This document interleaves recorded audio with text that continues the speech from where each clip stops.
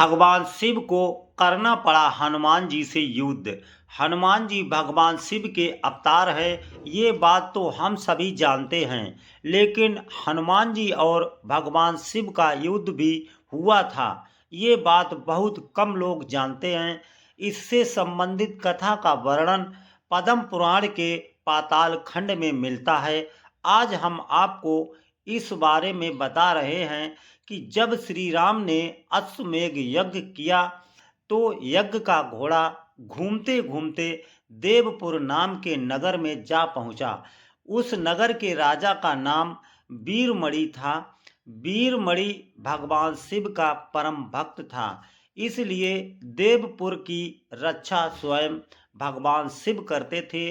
वीरमणि के पुत्र रुक्मागद ने जब यज्ञ का घोड़ा देखा, उसे बंदी बना लिया। यह बात जब घोड़े की रक्षा कर रहे शत्रुघ्न को पता चली तो उन्होंने देवपुर पर आक्रमण करने का निश्चय किया।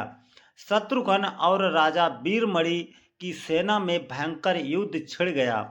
हनुमान जी भी वीरमणि की सेना का संहार करने लगे।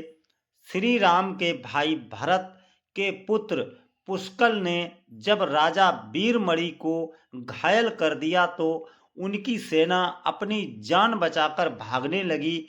जब भगवान ने अपने भक्त का ये हाल देखा तो वे भी उनके पक्ष में युद्ध करने लगे। भगवान शिव को युद्ध करते देख शत्रुघ्न भी वहां आ गए। दोनों में भयंकर युद्ध होने लगा। भगवान शिव ने वीरभद्र को पुष्कल से, नंदी को हनुमान जी से युद्ध करने के लिए भेजा। वीरभद्र और पुष्कल का युद्ध 5 दिन तक चलता रहा। अंत में वीरभद्र ने पुष्कल का वध कर दिया। ये देखकर शत्रुघ्न को भी बहुत दुख हुआ। शत्रुघ्न और क्रोधित होकर शिव से युद्ध करने लगे। उनका युद्ध 11 दिनों तक चलता रहा। अंत में भगवान शिव ने प्रहार से शत्रुघ्न बेहोश हो गए। यह देख हनुमान जी स्वयं शिव से युद्ध करने लगे। हनुमान जी ने शिव से पूछा कि आप तो राम के भक्त हैं, तो फिर हमसे युद्ध क्यों कर रहे हैं? शिव जी ने कहा कि मैंने राजा वीरमणि को उनके राज्य की रक्षा करने का वचन दिया है, इसलिए मैं युद्ध करने के लिए बाध्य हूँ।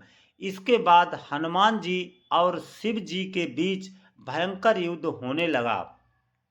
हनुमान जी के पराक्रम से प्रसन्न होकर शिव जी ने उनसे वरदान मांगने को कहा।